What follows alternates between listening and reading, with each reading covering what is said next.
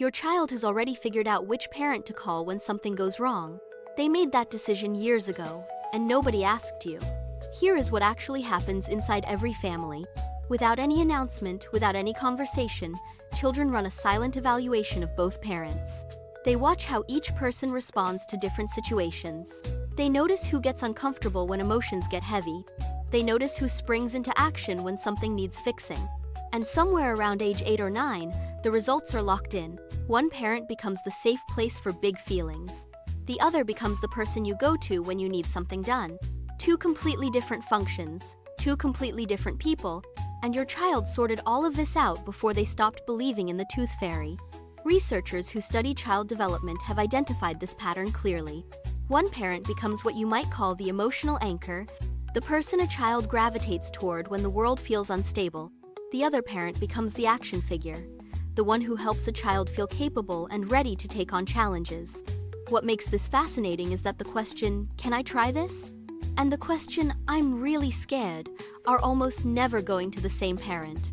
Your child decided that quietly and efficiently. Now here is where it starts to cost something. The parent who gets assigned to logic and logistics gradually stops asking emotional questions. Not because they don't care, but because that's simply not how this relationship operates anymore. And the parent assigned to feelings stops giving direct answers. Neither of them chose this. Both of them just gradually stepped fully into the role a child handed them years ago. You became whoever your 8-year-old decided you were, and then you lived there until it felt completely natural. What makes this even more expensive is the information gap it creates. One parent receives the full, unfiltered version of what happened. The pauses, the trembling voice, the part the child almost didn't say. The other parent receives a summary, a translation. And that translated version isn't wrong exactly, it just had all the emotional texture removed before it arrived.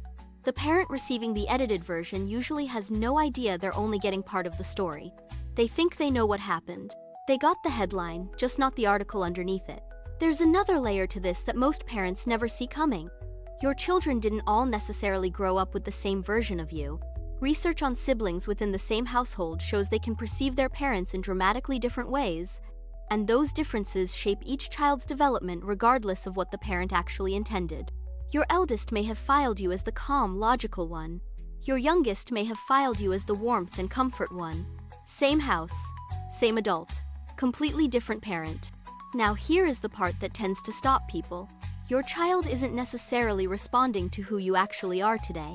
They're responding to who you were when they first made this decision. One uncomfortable moment years ago became a permanent category.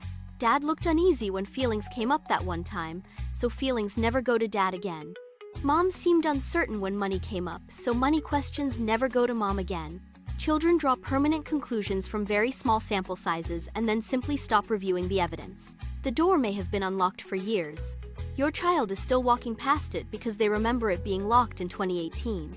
Here is the hopeful part, and it matters. This sorting system is not permanent, but changing it doesn't require a dramatic conversation. It requires one moment of being unexpected. The parent who always solves things just sits quietly and says, "That sounds really hard, I'm sorry." No solution. No next steps. Just presence. The parent who always processes feelings gives one clean, direct answer, delivered warmly, no circling, just honest. That single off-brand moment plants a question in your child's mind. A quiet realization that you can do something they didn't know you could do. Teenagers will not applaud this. They will not say anything meaningful in the moment. But internally, something genuinely shifts. A second column appears where there used to be only one. And children who grow up knowing they can bring the messy, complicated, unsorted version of their problems to either parent, they eventually stop sorting altogether. There is a very specific feeling to the moment a teenager brings you something real and unexpected. They start the sentence more than once. They glance at you like they're not sure they made the right call. Then they say it anyway. That moment, when your child takes a small chance on you, is one of the ones that actually counts. The goal is not to become the feelings parent if you've always been the answers parent.